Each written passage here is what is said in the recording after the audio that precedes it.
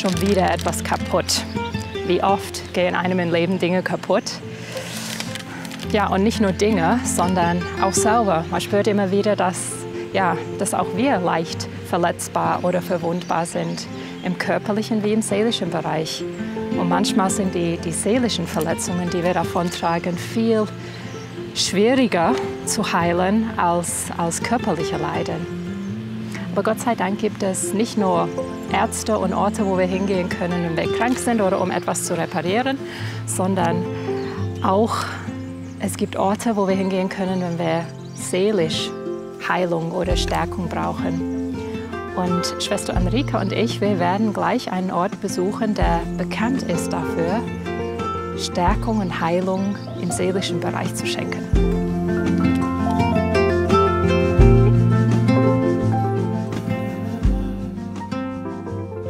Wir sind hier an einem alten, in Deutschland recht bekannten Marienwallfahrtsort in Altötting.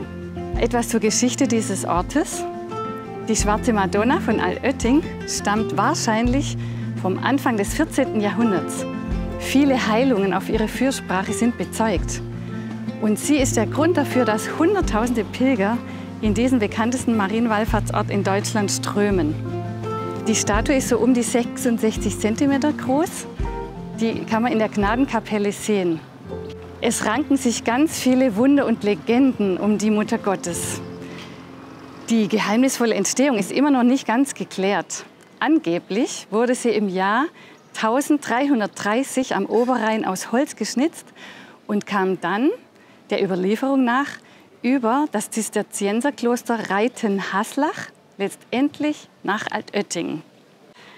Wie viele Millionen Menschen mögen über die Jahrhunderte, seitdem es diesen Ort gibt, hierher gekommen sein, um zu beten.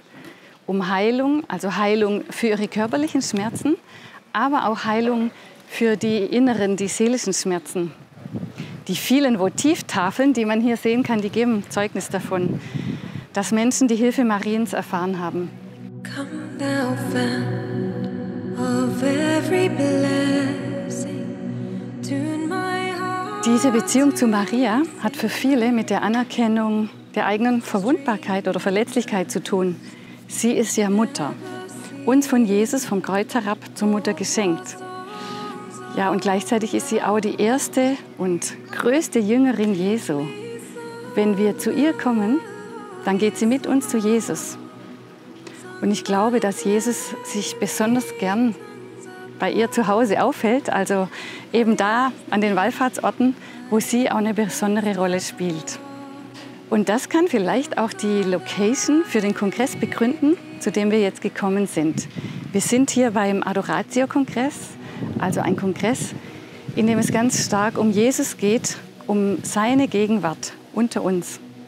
Here I raise to thee an altar, hither by thine help I'm come, and I hope by thy good pleasure safely to arrive at home. Jesus sought me when a stranger, wandering from the fold of God, he to rescue me from danger interposed his precious. Ja, und warum das passt, diesen Kongress gerade genau hier stattfinden zu lassen, da haben wir auch ein paar Leute dazu befragt. Ich denke, es gibt kaum etwas Passenderes, als eine christuszentrierte Veranstaltung zu machen an einem Marienwallfahrtsort, weil es ja auch Maria ist, die uns zu Christus führt, die uns tiefer ins Gebet führt, die uns lehrt, wie man betet, wie man an Christus glaubt, wie man Christus in sich trägt, wie man ihn in die Welt trägt. Und insofern ja, kann ich mir eigentlich nichts Intensiveres vorstellen, als wirklich an einem Marienwallfahrtsort Christus näher zu kommen. Also fällt mir sofort die Antwort darauf ein, und zwar, dass die Maria einfach die Mütterliche ist, die begleitet. Das ist ja auch die, die Jesus an allen Stellen hin begleitet hat, zurückhaltend, oder an der Hochzeit von Kanaa, wo sie gefragt worden ist, was man denn machen kann, und sie sagt, was er sagt, das tut.